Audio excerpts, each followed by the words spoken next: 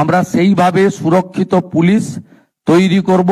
জনগণের নিরাপত্তা এবং পুলিশের নিরাপত্তা এবং তাকে সুরক্ষিত রাখা দুটোই এই সরকারের দায়িত্ব, সে কাজটা আমরা করব। পশ্চিমবঙ্গে যেহেতু সমস্ত মিডিয়া বন্ধুরা আছেন, পশ্চিমবঙ্গের জনগণ আপনারা মিডিয়ার মাধ্যমে দেখতে পাচ্ছেন। আমি কয়েকটা লাইন সেই জন্য বাংলাতেও আপনাদের জন্য বলছি। আপনারা জানেন যে পশ্চিমবঙ্গের পুলিশের দক্ষতা একটা সময় অনেক ভালো জায়গায় ছিল, উচ্চতায় ছিল। কলকাতা পুলিশকে আন্তর্জাতিক স্তরের অনেক পুলিশ ডিপার্টমেন্টের সঙ্গে তুলনা পর্যন্ত করা হতো। ধীরে ধীরে পুলিশের যে উচ্চতা এবং তার দক্ষতা সেটাকে বিগত দিনের সরকার কাজে লাগায়নি।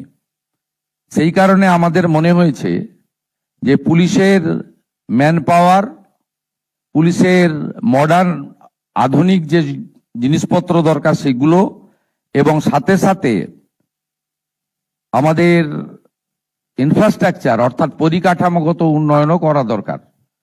এবং আমরা আজকে এই এগ্রিমেন্টটা করছি এই কারণে, যাতে আমাদের কেন্দ্রীয় পুলিশ নির্ভর পশ্চিমবঙ্গ পুলিশকে থাকতে না হয়, আমাদের সেই দক্ষতায় এবং উচ্চতায় আমাদের পুলিশকে আমরা নিয়ে যেতে পারি।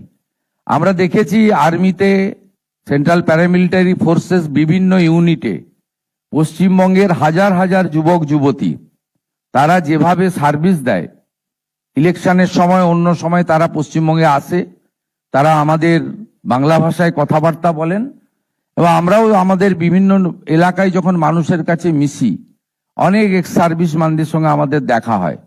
তাদের দেশের প্রতি, রাষ্ট্রবাদের প্রতি অগাধ আনুগত্য এবং তাদের কর্তব্য অবিচল থেকে তারা যেভাবে ডেডিকেশন করে সেইভাবে তারা তৈরি হয়েছে। আমাদের এই রাজ্যের পুলিশ ডিপার্টমেন্টেও যারা কর্মরত তাদেরকেও যদি আমরা দক্ষতার সঙ্গে উপযুক্তভাবে তৈরি করতে পারি, তারাও এই ধরনের সার্ভিস আমাদের দিতে পারে। আমরা বিগত দিনে দেখেছি যে পশ্চিমবাংলায় পুলিশের মধ্যে দক্ষতা থাকা সত্ত্বেও শুধুমাত্র তাদের প্রকৃতপক্ষে উপযুক্তভাবে তৈরি না করা, আত্মরক্ষার সামগ্রী, আধুনিক সামগ্রী না দেওয়া এবং তাদের পুলিশের সংখ্যা বৃদ্ধি না করার ফলে আমাদের পুলিশ ডিপার্টমেন্টের কাছ থেকে যে আশা প্রত্যাশা জনগণ করেন বা আমরা করি, সেখান থেকে অনেকটা দূরে সরে গেছে। আমাদের অনেকগুলো উদ্যোগের মধ্যে একটি উদ্যোগ আজকে আমরা চুক্তি করলাম এবং আরো আগামী দিনে বেশ কিছু উদ্যোগ পুলিশকে কেন্দ্র করে আমরা নিচ্ছি।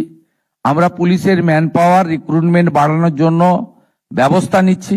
রিক্রুটমেন্ট পলিসিতে আরো স্বচ্ছতা আনার জন্য আমরা তার ব্যবস্থা নিচ্ছি।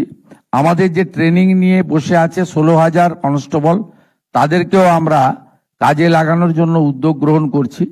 আধুনিক জিনিসপত্র দেওয়ার ক্ষেত্রে আমাদের সরকার পুলিশকে সম্পূর্ণ মদত দেওয়ার ব্যবস্থা করছে এবং সাথে সাথে আমরা অন্য রাজ্যগুলিতে যে 112 সিস্টেম চালু রয়েছে, সেই 112 সিস্টেমও আমরা পুলিশের প্রত্যেকটা থানাতে গাড়ি দেওয়া, সাথে সাথে কিউআরটি যেমন হয় ইলেকশনের সময় কুইক রেসপন্স টিমের মতো, সেগুলো বানানোর আমরা দেওয়ার চেষ্টা করছি।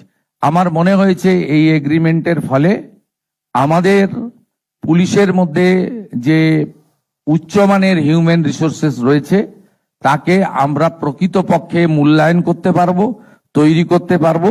আগামী দিনে রাজ্যের আইন শৃঙ্খলা রক্ষার ক্ষেত্রে, নারী নিরাপত্তার ক্ষেত্রে, আমাদের বাংলাদেশ সন্নিহিত সীমান্ত সুরক্ষার ক্ষেত্রে এবং ভারতীয় ন্যায় সংহিতার অন্তর্গত জাস্টিস দেওয়ানোর ক্ষেত্রে বা অভিযুক্তদের বিরুদ্ধে পানিশমেন্ট দেওয়ার ক্ষেত্রে আমাদের বাহিনী অত্যন্ত উচ্চতার সঙ্গে তৈরি হয়ে উপযুক্ত সার্ভিস দিতে পারবে। এই প্রস্তাব আমাদের জাতীয় রক্ষা ইউনিভার্সিটি থেকে গত বছর 2025 নভেম্বর মাসে এসেছিল। বিগত সরকার তারা এই বিষয়ে উদাসীন ছিলেন, তারা অবহেলা করেছেন। স্বাভাবিকভাবে বর্তমান সরকার আসার পরে আমাকে এই বিষয়টি মহামান্য রাজ্যপাল, তিনি তার রাজভবনে, আমি যখন লোকভবনে আমি তার সঙ্গে যখন দেখা করতে গেছিলাম, তিনি বলেছিলেন মিস্টার বিমল পাটেলের কথা, এবং তারপরে অতি দ্রুততার সঙ্গে আমাদের স্বরাষ্ট্র সচিব মহোদয়া এবং ডিজিপি মহোদয় তারা উদ্যোগ গ্রহণ করে চিফ সেক্রেটারির গাইডেন্সে এটা আজকে করতে পেরেছেন। আমি অত্যন্ত খুশি। আমি পশ্চিমবাংলার জনগণকে প্রেস মিডিয়ার বন্ধুদের মাধ্যমে আশ্বস্ত করতে চাই, পশ্চিমবঙ্গে বিগত দিনের মতো শাসকের আইন নয়, আইনের শাসন আমরা ইতিমধ্যে প্রতিষ্ঠা করেছি, আরো সুদৃঢ় করব। আমাদের পুলিশ কর্মীরা কেউ আহত হয়ে হসপিটালে যাবে না, আমাদের পুলিশ কর্মীদের গায়ে থেকে রক্ত বেরোবে না। আমরা সেইভাবে সুরক্ষিত পুলিশ তৈরি করব।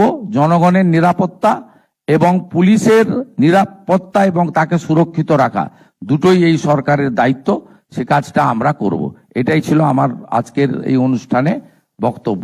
আমি সকলকে ধন্যবাদ জানিয়ে আমি মাননীয় স্বরাষ্ট্র সচিবকে এই কর্মসূচির সমাপ্তি ঘোষণা করার জন্য অনুরোধ করছি।